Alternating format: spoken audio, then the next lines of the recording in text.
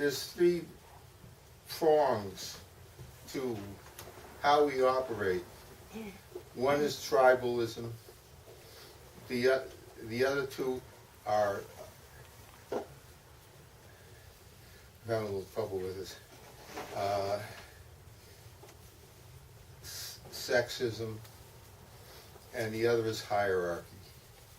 And I wanted to do a trilogy based on those three issues. So the first book I did was Burning Questions. And Burning Questions is a story about how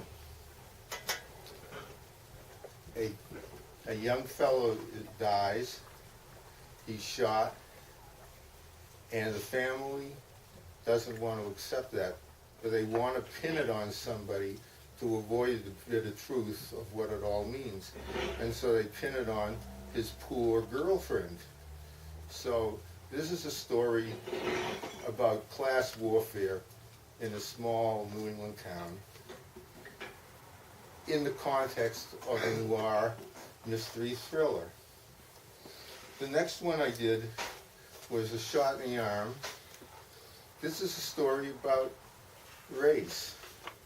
It's a story about a black drug treatment counselor who's accused of murdering his white client by drug treatment establishment people who are really involved in selling drugs to buy arms to arm anti-communist guerrillas in Southeast Asia, kind of like a Iran Contra book. But everything about this book, all of the theme of this book, is how people make decisions based upon race. Not just the bad guys, and it's not very flattering to the good guys. Because we all make decisions that get us into those predicaments. The third book in the trilogy, which just came out, is called The Fourth Conspirator, and I'm going to read something from this. This is a book about patriarchy, the third prong, I think, and the one that I think is politically the hottest button right now. It's set in Mendocino County, and a petty thief is shot trying to rip off a marijuana garden.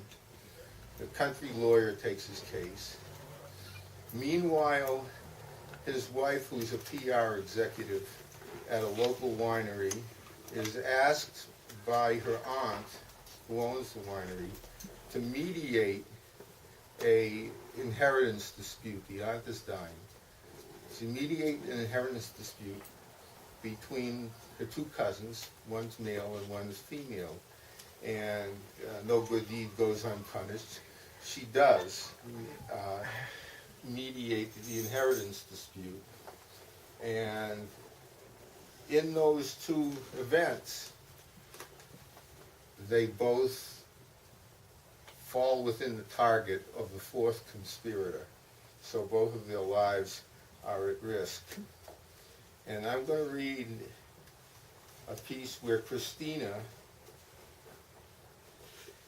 who is the PR executive and the wife of the lawyer,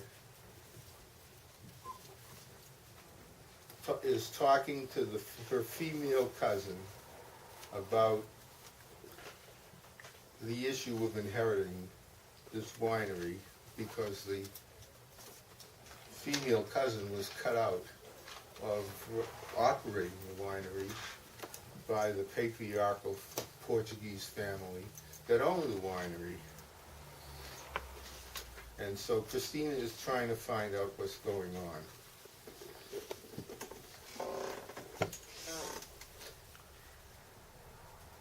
How do you feel about Estella's proposal, she asked. That's Christina asked. And the cousin's name is Lucia. Uncomfortable. Lucia touched my hand. I don't blame you. I feel that way too, but my mother always knows what she's doing.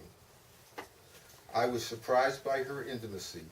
It crossed my mind that since I might be playing the role of arbiter for the family, she thought it would be a good idea to befriend me. I'm not qualified for this. I don't want to make enemies, and I'm afraid that whatever I do, I will. Marco, and Marco is the male cousin, Marco will be angry with any decision that doesn't leave him in complete control, she observed. He's the winemaker. No one else can do what he does here. I can see where he'd be resentful. Lucia halted and looked at me, frowning. Ice cream truck. It's the ice cream truck. I don't know, could even be mine. The rest of you could turn yours on. Lucia halted and looked at me, frowning. Of course, but he's the boy. He was groomed to be the winemaker. Ramiro, that's the father. Ramiro never gave me that chance. I could have been just as good at it, but I was a girl, so I was kept out of the business. I didn't quite understand. But Estella is the mother. She's female and she's in control. Yes, and Marco can't stand it. Well, how did that come to be? How come Ramiro didn't make Marco the head of the winery in a will or something? He didn't leave a will, Lucia said. California is what they call a community property state. When one spouse dies, the other one gets everything, unless there's some estate plan, something I don't really understand. Like a lot of old people, they just didn't want to think about dying. So Estella ended up in control. Believe me, if Ramiro could come back to life, he'd make some changes. You sound like he had it in for you. Lucia plucked some grapes from the nearby vine and began tossing them every which way. Ramiro was from the old school. Women belonged in the kitchen and making babies. He and Estella used to fight about his attitude all the time. I think the only reason he didn't divorce her was because she was one tough cookie and would have gotten half of everything. Not because it's a sin. This is a very Catholic family. Lucia clucked her tongue and shook her head. Christina, it's 1978, for God's sake. Not where I grew up. But you're married to a man who isn't even a practicing Catholic. He's half Jewish. How did your folks let you get away with that? I had to smile. That's too long a story for this evening's walk, I said with a toss of my head. The short version, though, is Nate promised my mama that we'd raise the kids in the church. That started Lucia laughing. What? Nothing, she replied, but I could tell it was something, not nothing. What about you, Lucia? How come you're not married? How'd you get to be a professor way off in San Diego if Ramiro was so conservative and controlling? I just left, she said and shrugged, but I paid that price too. Ramiro practically disowned me by the end. Because you became a professor? Because I'm not married. But Lucia, you're so beautiful and smart. I can't believe you haven't had 100 chances to get married. Lucia blushed a little and laughed some more. Christina, I'm not what you call the marrying kind. She looked me in the eye and must have seen confusion. I'm sorry, this may come as a shock to you. Let's say I prefer women. That's really why Ramiro disowned me, and why Marco holds me in contempt. Don't you want to have children, to have a family? I have a family, Christina. Now I was confused. I don't mean Estella and Marco, I said. She bit a lip. Neither do I. I live with a woman, and she has children from when she was married. My thoughts turned to Trish DeSimone, who went too far with me back when I was only 17. You're a lesbian? I sputtered like an idiot. How does Estella feel about that? What do you think? She's broken-hearted.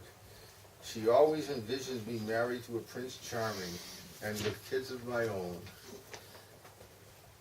It took her a long time to get used to the truth, and somewhere deep down, I think she's hoping it's some kind of phase I'm going through, and that I'll get over it. Maybe that's why she's so determined to see I get half the winery.